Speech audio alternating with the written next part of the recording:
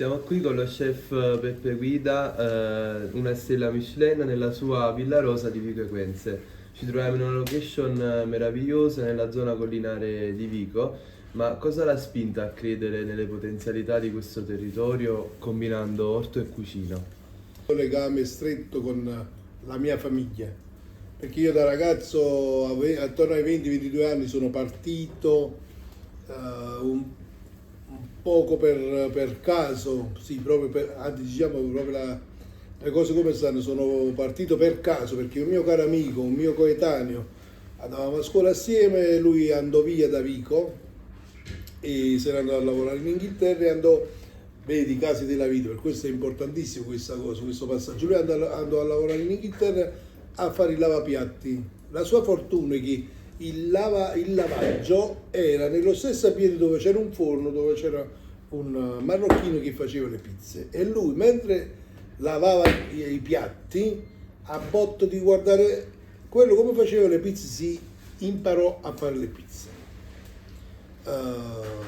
Allora c'erano vicino alle vetrine dei bar, dei locali di Londra, c'erano delle piccole locandine dove si ricercava lavoro o richieste di varie figure professionali. E tra tutte queste cose lui la stessa cosa che è stata la sua fortuna. Cercasi pizzaiolo alle Bermuda. Antonio lasciò tutto senza aver mai fatto una pizza, se ne andò alle Bermuda e andò a fare il pizzaiolo. Dopo 5-6 mesi mi scrisse e disse: guarda, io sto facendo un pizzaiolo, ma poi se ne è andato il secondo cuoco dal ristorante. Visto che tu, quando giocavamo, andavamo a fare la partita di calcetto, andavamo a mare, quando la sera ci ritiravamo e mangiavamo, facevamo una partita di carte e cose, toccava sempre a me, a casa di qualcuno, soprattutto a casa mia, di fare uno spaghetto, mi disse: vieni a fare un cuoco. E così sono partito con una valigia piena di riviste, ma parlo sempre di 35 anni fa, e una valigia con qualche indumento, me ne sono andato lì e sono andato a fare il cuoco, ma io sono partito perché volevo fare una vacanza. Invece lì ho scoperto che questo mestiere mi piaceva tantissimo e che le origini della mia famiglia, della mia terra, era un richiamo troppo forte, proprio il fatto che io sono cresciuto con mia mamma che faceva la cuoca alla Villa Maria, che era una storica clinica per partorienti a Vico. Per questo io da bambino, la nonna, mia mamma, mi portava nel carrozzino, mi lasciava, mi parcheggiava in cucina. Io sono cresciuto con quei profumi, rauguri, polpette, di queste cose qua. È ritornato tutto quando io ero lì alle Bermuda e la lontananza mi ha fatto sentire ancora di più il bisogno di rientrare nella mia terra e di guardarla con altri occhi, perché tante volte noi le cose belle, se ci abiti, se ci vivi, se le tieni, non le vedi. Se invece ti allontani, apprezzi quello che a volte ci inciampi dentro e non ti rendi conto. E questo è capitato a me. Io da tanto lontano, dalle Bermude in pieno Pacifico, mi sono reso conto della ricchezza che c'era nella mia terra. Sono rientrato e ho iniziato a fare qualche esperienza in alcuni posti tra Positano, Sorrento e Capri. E dopo un paio d'anni mi sono reso conto che il mio spirito imprenditoriale spingeva, per questo volevo fare il cuoco, volevo fare qualcosa di mio, cucinare qualcosa, però non riuscivo ad essere imbrigliato in regole di chi poteva comandarmi giustamente con il suo mestiere, tutta questa cosa qua. Volevo dare un poco spinta alla mia indole creativa e così aprì l'Osteria Nonna Rosa. Si chiama Osteria Nonna Rosa perché è dedicata a mia mamma Rosa, che esiste ancora e la chiamano ancora nonna tutti, perché anche noi figli, perché siamo 6 figli e te non sa chi ne puto, cioè sempre nonna Rosa, nonna e nonna Rosa. E questo locale è dedicato a lei. Poi aprì nella casa di famiglia dove sono nato, il posto all'interno è veramente, possiamo dire, affascinante, perché è una casa di fine 1800. All'esterno non ne parliamo, le solite cose napoletane. Però io aprii in quel posto perché mia mamma mi ha concesso di aprire anche con altri 6 fratelli senza chiedermi il fitto. Per questo allora aprire un locale per un ragazzo come me che non aveva una lira, non aveva idea di cosa fare, aprire un locale senza pagare un fitto era una cosa importantissima, che poi oggi ai tempi nostri i locali sono, diciamo, il lago che fa perdere la bilancia delle aziende. Tanti locali chiudono proprio perché i fitti sono importanti e tantissimi imprenditori nella ristorazione chiudono proprio per questo motivo qua, soprattutto per i grossi fitti. E niente, ho aperto questa osteria. L'osteria era un'osteria di paese, per questo misi un barbecue con uno spiedo tutto a legna, facevamo polli e altre carni arrostite e poi cercavo di proporre quello che era la cucina di mia mamma, per questo facevo cucinare a lei, che poteva essere un ragù, una genovese o un pacchero con le polpette, una matriciana, una braciola, queste cose qua. E man mano, vabbè, il primo anno è stato tragico perché la gente non entrava. Poi man mano, e questa è l'altra cosa importantissima per quanto riguarda la comunicazione, oggi ci dice, vabbè, la comunicazione è tutto. Io ho vinto 2 anni fa, ho vinto appena dopo la pandemia, ho vinto il premio come miglior comunicazione del Gambero Rosso a livello nazionale, però posso dire che potrai essere il più grande comunicatore del mondo, alla fine quello che ti comunica realmente, quello che ti porterà a successo è quello che metti nel piatto e il sorriso che trova la gente. Per questo vi spiego meglio. Può essere assistito da un'equipe di una squadra di comunicazione micidiale, dicono che tu sei il migliore al mondo, ma quando io vengo a tavola, alla tua tavola e mi siedo e quello che mi hanno detto non corrisponde a quello che trovo nel piatto e quello che trovo attorno, io non ci ritornerò più. E uscito da questa porta sarà un tam tam negativo. Per questo ci deve essere una grande comunicazione, ma c'è da essere una sostanza dei piatti. E questo è stato il mio inizio, la sostanza dei piatti. La gente è iniziata ad arrivare lì senza comunicazione, ma provando. Oh, è troppo buono, è bellissimo, buono. Tanto che arrivammo a un punto che io mi sono sentito quasi affogato da tutto questo movimento che si era creato attorno a questo mio piccolo locale, non a Peppe Guida, all'Osteria Nonna Rosa. Peppe Guida è uscito fuori dopo tempo, però io non ero soddisfatto, facevamo pure le pizze, però non ero soddisfatto perché la mia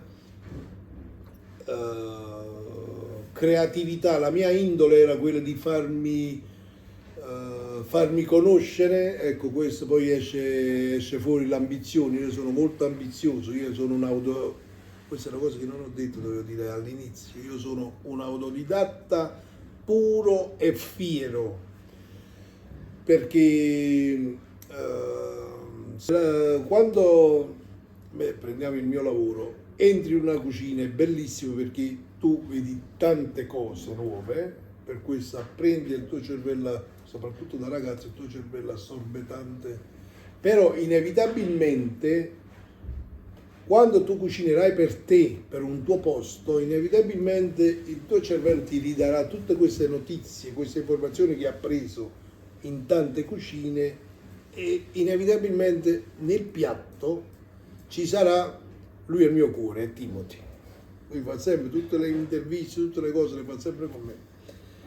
Nel piatto ci sarà sempre l'influenza delle cucine dove sei stato, c'è sta poco fa. È una cosa inevitabile, è una cosa naturale. Se sei stato in Francia, in Spagna, tutte queste cose, ripeto, bellissime tutte queste cose. Però il cervello assorbe e poi quando andrai a cucinare usciranno fuori tutte queste influenze. Io fortunatamente sono stato influenzato solo da mia mamma. Per questo sono fiero di essere un autodidatta puro Sicuramente. E la mia cucina la definisco d'autore perché è la mia cucina. Può piacere, non può piacere, assolutamente non dico che la cucina è la migliore, assolutamente è una cucina come tante grandi cucine, a chi piace impazziscono e chi dice non si può mangiare, vabbè, questo è inevitabile. Allora mi sentivo stretto per quanto riguarda i piatti dell'osteria perché volevo far crescere il mio nome e dare spunto alla mia creatività di metterla a tavola perché quello che facevamo è tutta tradizione. Un giorno scendo giù in pizzeria nel locale che c'era il forno e ne tiro giù il forno. Col piccone ho demolito il forno perché da quel giorno in poi c'è stata l'evoluzione di Nonna Rosa, perché come sapete la pizza buonissima e tutto cosa, ma porta un'utenza. Il ristorante senza pizza porta un'altra utenza, inizia a selezionare chi vuole mangiare cosa e chi vuole mangiare un'altra. E da lì è iniziato il pensiero dell'osteria pensandola al futuro. Ci sono voluti quasi 10 anni per assestarla, per portare l'osteria. Guardate, io quando ho tolto la pizza per 1 anno e mezzo, 2 anni, il locale si è svuotato. Ci sono voluti 1 anno e mezzo per riprendere un poco di clientela. Poi si è ripresa, dopo 7-8 anni che si era ripresa l'osteria, altro fermo. Ho iniziato ad allestire le tavole come un ristorante di livello, per questo lino a tavola, ceramiche, bicchieri di cristallo, tutte queste cose qua.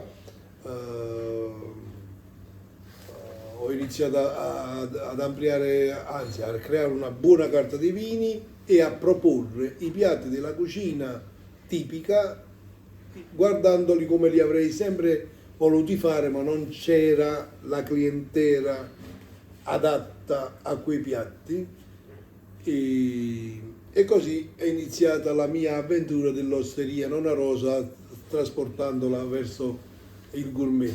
E dopo 4 anni è arrivata la stella Michelin, che è stata una grandissima soddisfazione perché per un cuoco è il massimo che si possa arrivare alle stelle.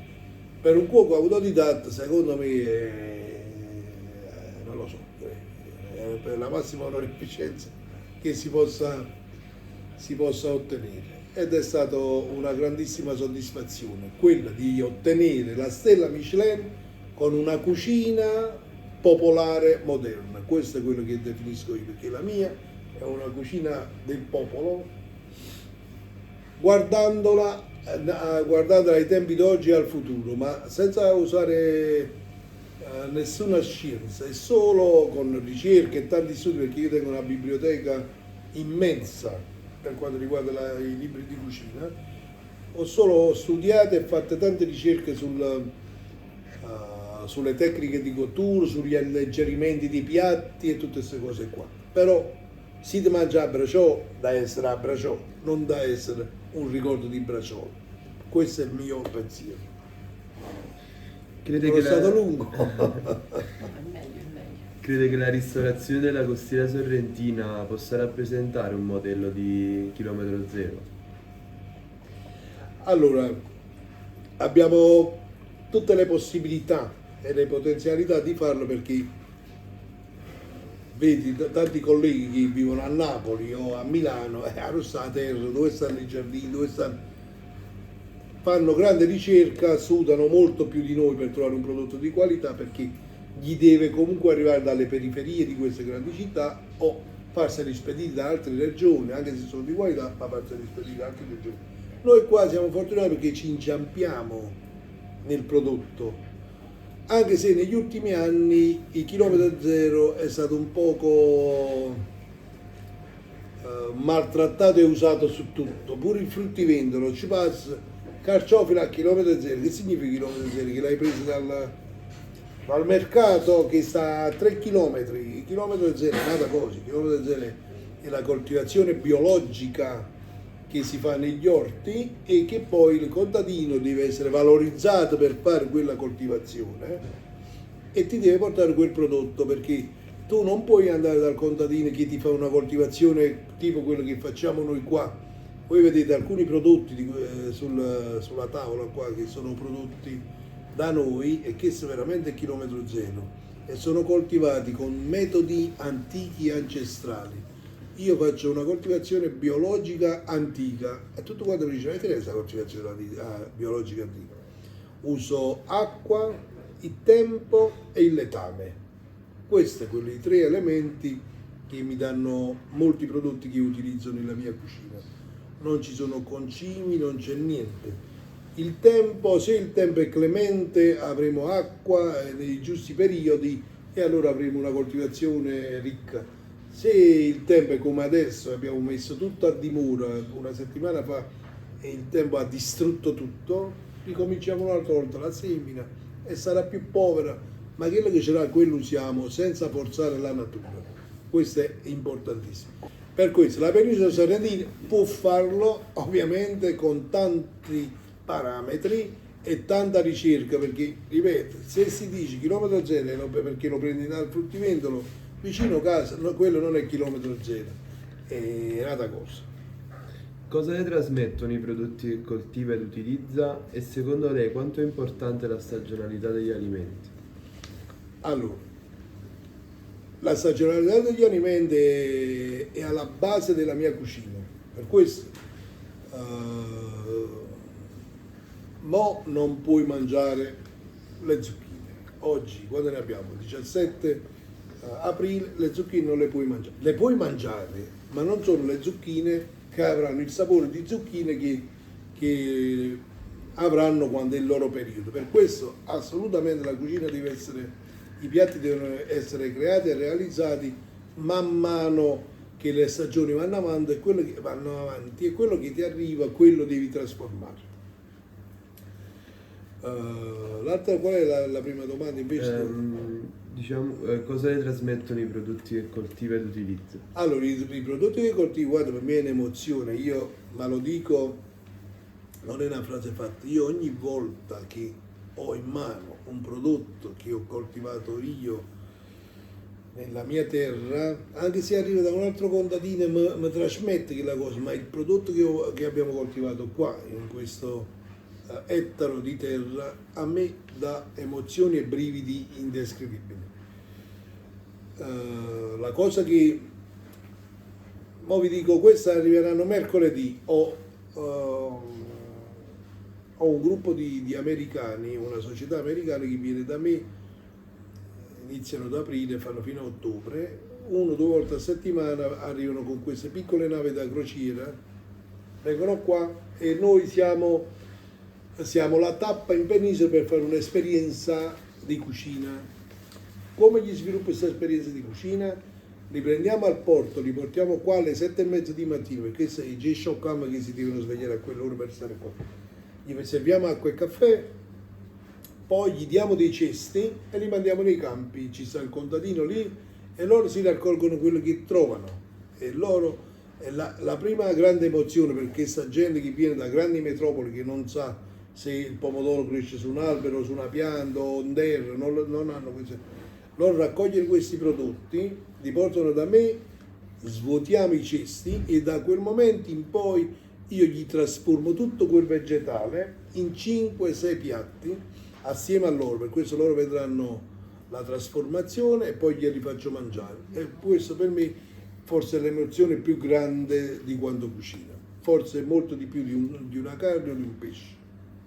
C'è un piatto o un prodotto a cui è particolarmente legato e perché? Io sono legatissimo al limone, gli agrumi in genere, limone e olio, limone di più, poi l'olio. Perché? Perché diciamo il limone è uno dei grandi umami del Mediterraneo, perché qua si parla, negli ultimi tempi si parla di cucina, allora umami asiatico, umami. Guardiamoci un momento, noi abbiamo il limone che è un umami ed è un'acidità, perché oggi attualmente le cucine moderne parlano anche di acidità nei piatti, noi abbiamo un'acidità naturale, non dobbiamo forzare nessun elemento per portarlo ad avanzati stati di acidificazione. Noi teniamo là, il limone è un'acidità naturale, ha degli oli essenziali strepitosi, per questo si si sposa bene sia con il dolce che con il salato. E poi il mio piatto iconico, forse senza presunzione, uno dei piatti più copiati in rete al mondo, è il mio famoso spaghettino all'acqua di limone, olio e provolone.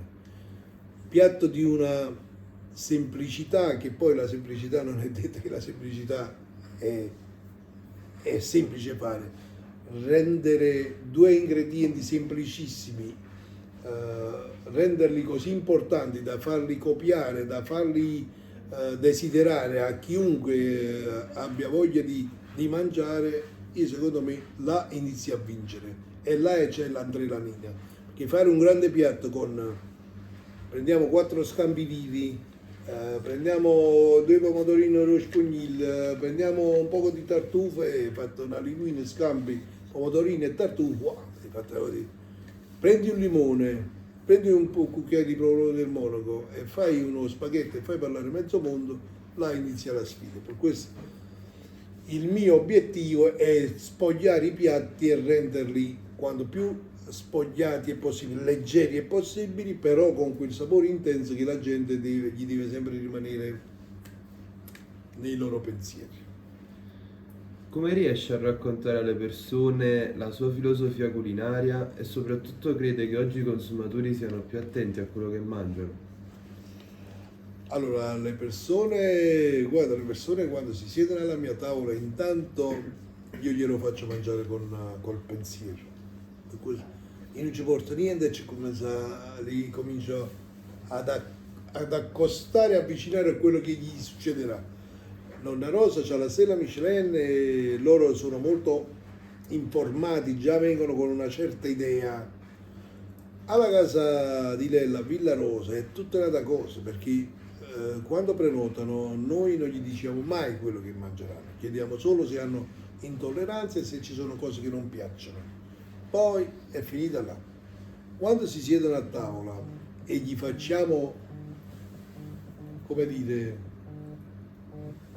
questo inno ai prodotti della mia terra, serviti in modo tradizionale e presentati in cocce e ceramiche antiche, tutte queste cose qua, chi viene da fuori rimane estasiato, rimangono veramente senza parole e questo per me è il massimo del risultato. E poi quando mi dicono, soprattutto questo mi capita spessissimo, quando me lo dicono gente che vengono da altri paesi, soprattutto dall'estero, che hanno origini italiane e mi dicono: guarda chef, tu mi hai fatto ricordare mia mamma o mia nonna quando si sono trasferiti 40 anni fa negli Stati Uniti e mia mamma faceva questo ragù e mo io dopo non tengo più la mamma e dopo 30 anni, 40 anni mangio questo ragù, mangio una melenzana sott'olio e mi hai fatto ricordare quei sapori.